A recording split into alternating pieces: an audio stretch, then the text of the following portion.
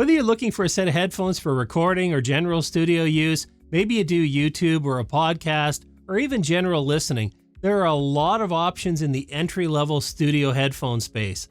Today I'm going to take a look at a set that doesn't get a whole lot of attention, the Mackie ML250s. Let's check them out.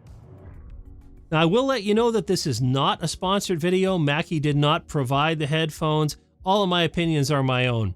And as usual, I've let the headphones get plenty of hours on them. I've used them for mixing as well as general listening to get a good sense of the performance above and beyond the tests that I'm going to share with you in the review today. So let's go ahead and listen to the tests, and we'll talk about whether these live up to Mackie's built like a tank reputation.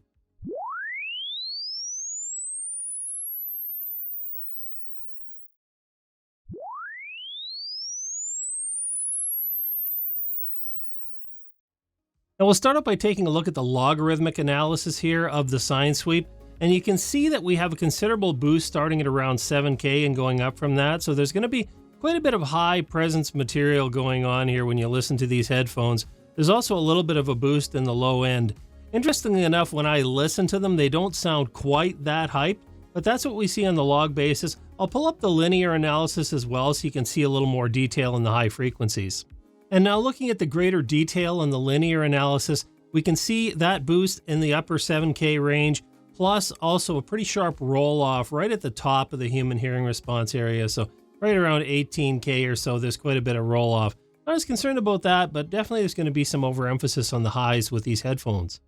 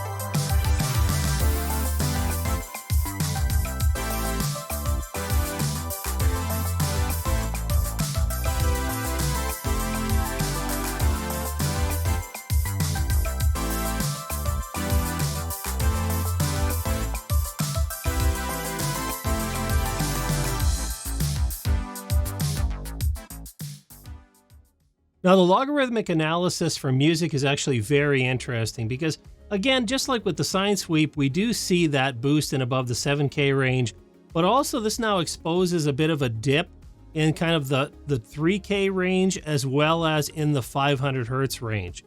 And so I wouldn't say, again, they sound scooped necessarily to my ears, but there certainly is an underemphasis there, also a little more bass than in the original recording. And now looking at the linear analysis, we can again see the real emphasis in those upper frequencies. Really, you're going to get pretty strong mids and highs with these headphones, which can be good for mixing. It's going to expose everything. Certainly, you're going to hear that. You just have to learn them, of course, so that you get the balance right. There's also a bit of emphasis on the low end here. I wouldn't call them boomy at all, though, listening to them, but definitely it is a little bit overemphasized. Not bad if you use genres like EDM or hip-hop where you might want to hear that a little bit more for mixing purposes. So just some things to keep in mind here with music reproduction on these headphones. And this is a sample of spoken word, so we can compare the sound of the recording directly versus the sound through the headphones. And this is a sample of spoken word, so we can compare the sound of the recording directly versus the sound through the headphones. Now, if you're thinking about using these headphones for podcasting, maybe YouTube videos, voiceover of any kind, the spoken word tests are really important here. And when you look at the log analysis, it's actually pretty reasonable. There's a little bit of emphasis in the upper range here, so you might hear a little more clarity than there is in your recording. But overall, actually, I would say they do a pretty competent job of spoken word reproduction. So for voiceover, I would say definitely you could use them. And again, looking at the detail from the linear analysis, we can see that across really all the vocal range, there's good emphasis here. There's going to be pretty solid reproduction of spoken word. Now, these headphones are not specifically designed for gaming, but I know a lot of you like to use your headphones for multi-applications. So let's check out some game audio recorded through these headphones.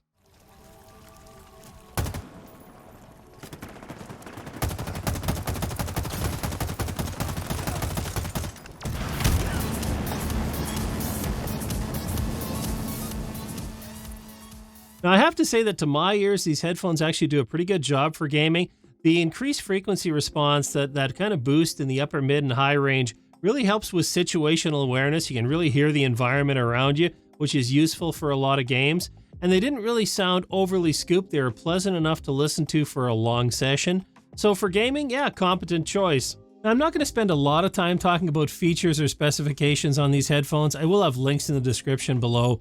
But suffice to say, they're a closed back design, so they're really going to be good for recording, for tracking, use in public spaces. I found the isolation is actually pretty good on these headphones. The fit is there. They seal up really well.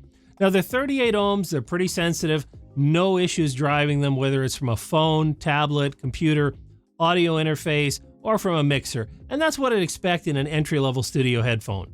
Now, I want to talk a bit about the build quality of these headphones. They are all plastic construction. I mean, as you can see, they do move side to side, but they make quite a bit of creaking noise as I'm doing that.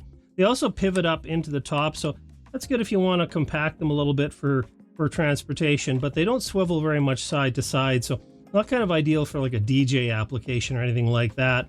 The ear pads are a fairly soft leather, so they're comfortable, but you'll notice the opening is fairly small. So if you're going to wear these for a long time, you know, when you're doing a long mixing session or something, you may find they get a little uncomfortable if you have large ears. So something to keep in mind there as well.